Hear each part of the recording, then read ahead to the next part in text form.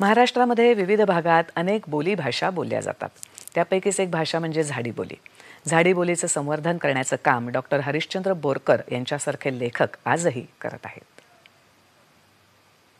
इसवी सन 1188 मध्ये मुकुंदराज यांनी लिहिलेला पहिला मराठी ग्रंथ विवेक सिंधू यामध्ये भंडारा जिल्ह्यामध्ये बोलली जात असलेली झाडी बोली या भाषेतल्या शब्दांचा वापर केल्याचं दिसून येत आहे. कारण हा ग्रंथ वैनगंगेच्या तीरी मनोहर आंबोरा नगरी या भंडारा जिल्ह्याच्या ठिकाणी लिहिला गेला होता असं मानलं जातं.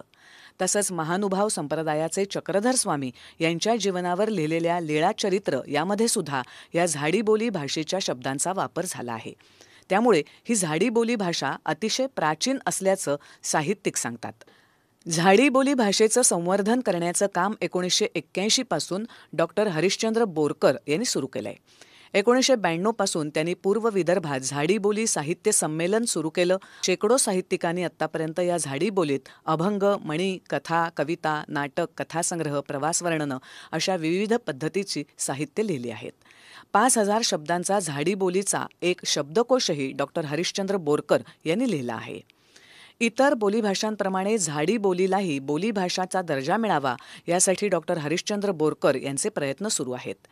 त्यांनी लिहिलेल्या साहित्यासाठी आत्तापर्यंत त्यांना राज्य शासनाचे जवळपास 4 ते 5 आणि विविध क्षेत्रातले अनेक पुरस्कार मिळाले आहेत. त्यांचा वारसा जपून झाडी बोलीचं संवर्धन करण्याचं काम आता त्यांचे शिष्यही करत आहेत. मराठी भाषा दिनानिमित्तानं मराठीच्या या बोलीभाषेसाठी ते करत असलेला प्रयत्न उल्लेखनीय ठरतो. भाषा मरता देशही मरतो असं कुसुमाग्रज म्हणतात आणि म्हणून भाषा जोपर्यंत जिवंत राहील तोपर्यंत संस्कृती जिवंत राहील. आणि म्हणून आजच्या दिनी माझी सर्व मराठी भाषिकांना विनंती आहे की मराठीला अभिजात भाषेचा दर्जा तर मिळालाच हवा, परंतु मराठीचं रक्षण आपण सर्वांनी आपापल्या बोलीच्या माध्यमातून करायला हवं. कारण की बोली जगली तरच भाषा जगेल. बोलीचे प्रवाह हे भाषेला समृद्ध करत असतात आणि म्हणून बोलीचं लिखाण आणि बोलीचं जागणं हे प्रत्येकाने जागवलं पाहिजे. दूरदर्शन बातम्यांसाठी दीपेंद्र गोस्वामी, भंडारा.